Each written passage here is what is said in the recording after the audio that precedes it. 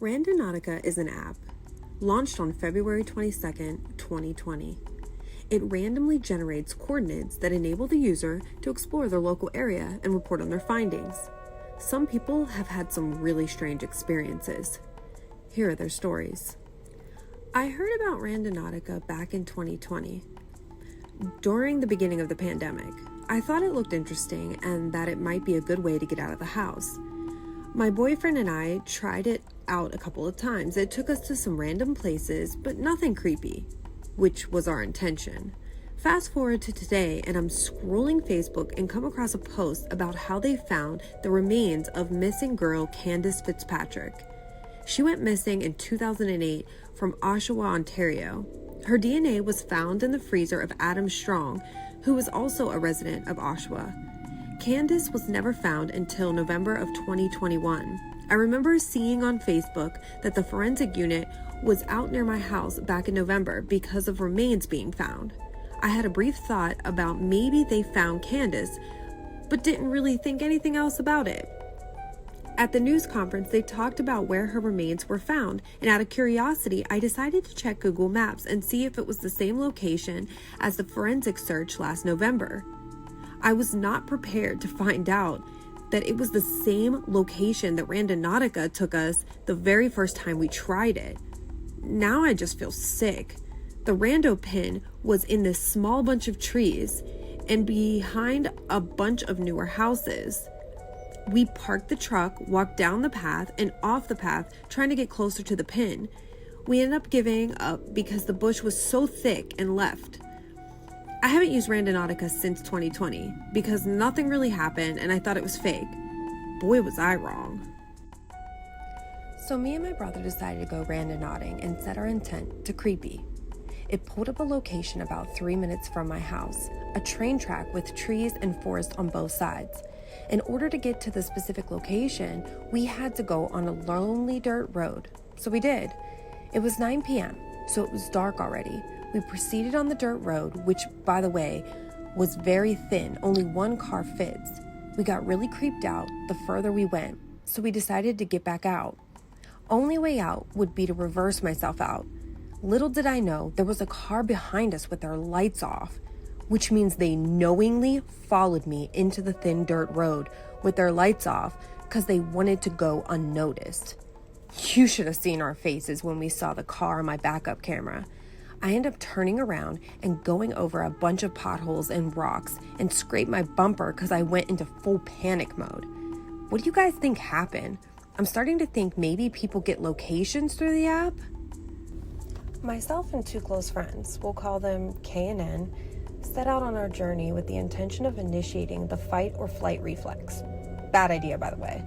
All three of us meditated on situations that would cause this, and our generated void point, was in the middle of an empty field, which Kay grew up next to and was always creeped out by.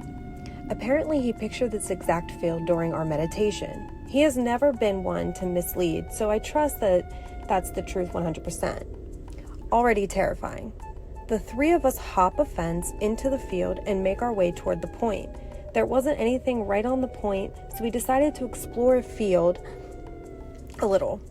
We didn't walk more than about 15 to 20 feet by the light of our phones before we stumbled across what could only be described as crop circles.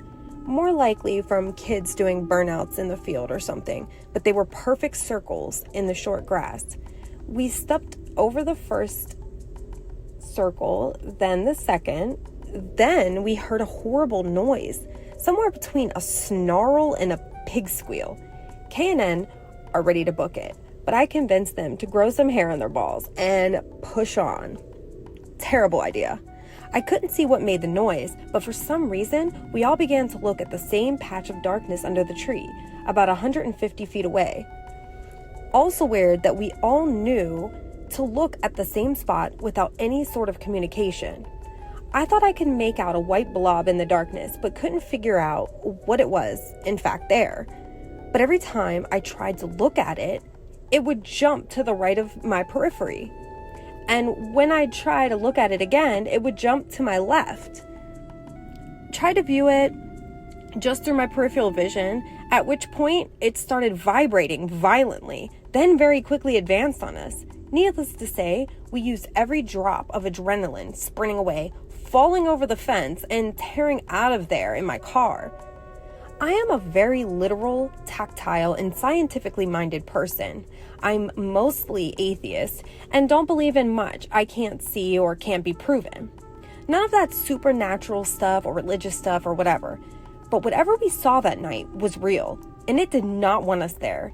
It was certainly extra physical. The fact that it changed position when we observed it, and uniquely timed position changes for each of us individually, leads me to believe that it must be something quantum related. But to be honest, I'm really not sure what the hell it was. Shook all of us to the core, and we're all very emotionally, physically, mentally, philosophically stable individuals. So that means a lot. If anyone has any clue what we witnessed or has any questions, feel free to comment. Very weird. My friends and I were bored one night. It was another uneventful cold night in our eastern coastal city. We decided to go out and try the app Randonautica after hearing good things about it. Our first attractor didn't yield any results, and I manifested beautiful and safe for the trip. Instead, it gave us a random quantum point, which took us to a pier where we could hear a shooting a few blocks away. Terrified, we booked it to our car. The next randonaut we did, we decided to manifest something scary, pressing anomaly. This took us to a random neighborhood. Mind you, it's 11 at night. The exact point was a plot of land taped off with caution tape. Behind the tape was a small paved road. Two of my friends decided to stay in the car out of fear. They later told me they had terrible uneasiness, while I and my other friend decided to check it out. We walked down the road for about 5 minutes. I couldn't see it in front of me, and we were surrounded by tall bushes on either side. I was starting to get really scared, but my friend reassured me she could see far in front of her, saying there was a pathway off to the right and we should keep walking straight. All of a sudden, there's a space between the bushes where there's a light off to the left. My friend asks me to flash my flashlight over there, and we flashed it for about only a second, but we could see there were two small garage-like buildings. They looked really out of place, like they had just been out there, almost like they were untouched. After a second of flashing the light, we flashed it back in front of us, but all of a sudden, directly in front of us was a huge, dense forest. Huge trees we never saw before. My friend and I looked at each other and immediately started running back up the road. As far as we saw in front of us, there was a path to walk on, until we looked again. Also, on the way back, there was a log on the path, not there before. When we ran back to the car, our friend saw us running back, and one hopped into the driver's seat and booked us out of there. First time trying this out. Don't think I'll be doing it again alone. First time I manifested interesting and was taken to the spot where there were multiple blue barrels, a bunch of boxes, and bags tied up. Didn't go and look through them, but I thought it was a little weird. Second one, done roughly 30 minutes after the first, I manifested wealth. The spot it took me to, there was a sketchy looking car parked beside the entrance. Where I was being told to go was through a forest. And this car was the only one parked there. And I couldn't shake the feeling that I was being watched. I was right. And I walked past and started feeling uncomfortable. And a guy who was in the car kept looking out the window, staring at me after I had passed and seemed to be taking photos of me. I waited further away for roughly 15-ish minutes, and this guy still stayed staring straight at me. Then I walked further up, around out of sight, but enough so I could still see him, but he couldn't see me. After several minutes, he drove away. I waited roughly 5 minutes after that and decided to walk home.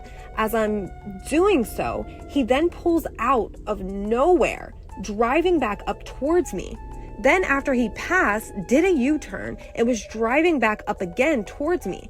At this point, I just ran as fast as I could until I found people and stayed close by to them. Maybe this was just pure coincidence, but it for sure spooked me out a little. And I would like to try again, but I don't think I'm going to be going alone this time. So that's it for our Randonautica stories. If you like anything that's strange and unusual, hit the like button and follow me for more crazy, fascinating, strange, and unusual tales. Thanks. Bye.